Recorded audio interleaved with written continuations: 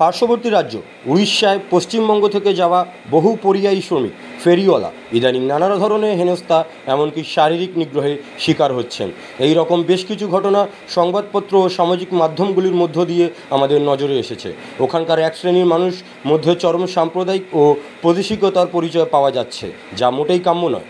এইসব বিষয়ে ব্যবস্থা নেবার জন্য আজ কলকাতার উৎকল ভবনে গিয়ে ওখানকার উড়িষ্যা রাজ্য সরকারে নিযুক্ত সেকশন অফিসারের সঙ্গে সাক্ষাৎ করলেন অল ইন্ডিয়ান সেকুলার ফ্রন্টের চেয়ারম্যান নওশাদ সিদ্দিকী সাহেব। বেশ কয়েকটা দিন দেখছি উড়িষ্যা রাজ্যে কর্মরত বাঙালিদের ওপরে একটা অত্যাচার নেমে আসছে। যারা বাংলা ভাষায় কথা বলছে তাদেরকে বাংলাদেশি বলে দিয়ে দেওয়ার চেষ্টা হচ্ছে, মারধর করা হচ্ছে, আধার কার্ড দেখানোর পরেও কান্দরে উঠবো, মারধর গৃহবন্দী করে রাখার চেষ্টা হচ্ছে ওখানকার যারা আমাদের রাজ্য থেকে শ্রমিকরা গিয়ে বিভিন্ন পেশার সাথে যুক্ত তাদের সাথে। এর ফলে বাংলাতেও একটা বিশৃঙ্খলা হতে পারে। কারণ এটা ডেটাটা আমি দিয়ে রাখি, ওয়েস্ট বেঙ্গল থেকে 31 লক্ষ শ্রমিক ভিন্ন রাজ্যে কাজ করে, আর আমাদের ওয়েস্ট বেঙ্গলে প্রায় 1.5 কোটি শ্রমিক আছে ভিন্ন রাজ্যে। উড়িষ্যার শ্রমিক আমাদের রাজ্যে কাজ করছে। আমাদের যেমন লোকজন উড়িষ্যায় নিয়ে কাজ করে ডিউটি হচ্ছে, উড়িষ্যার মানুষ আমাদের বাংলাতে কাজ করছে।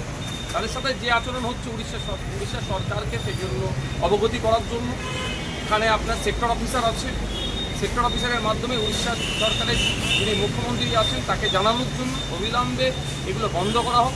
বাংলা ভাষা বলার জন্য বাংলাদেশি তকমা দেওয়া বা তাদের উপরে যে অত্যাচার নেমে আসছে বন্ধ করা হোক, আর যারা এই ধরনের বিশৃঙ্খলা করতে চাইছে তাদের বিরুদ্ধে ব্যবস্থা গ্রহণ করা হোক। এই মর্মে আজকে এসে সেক্টর অফিসারকে একটা ডেপুটেশন দিয়ে গেলাম। আজকে জাস্ট আমি একা এসেছি, সেক্টর অফিসারকে জানিয়ে দিলাম যদি এটা চলতে থাকে আগামী দিনে এসে উড়িষ্যা ভবন, এই উৎকল ভবনের সামনে আমরা বসবো, অফিসারদের কাউকে বেরোতেও দেবো না, ঢুকতেও দেবো না যদি এটা চলতে থাকে।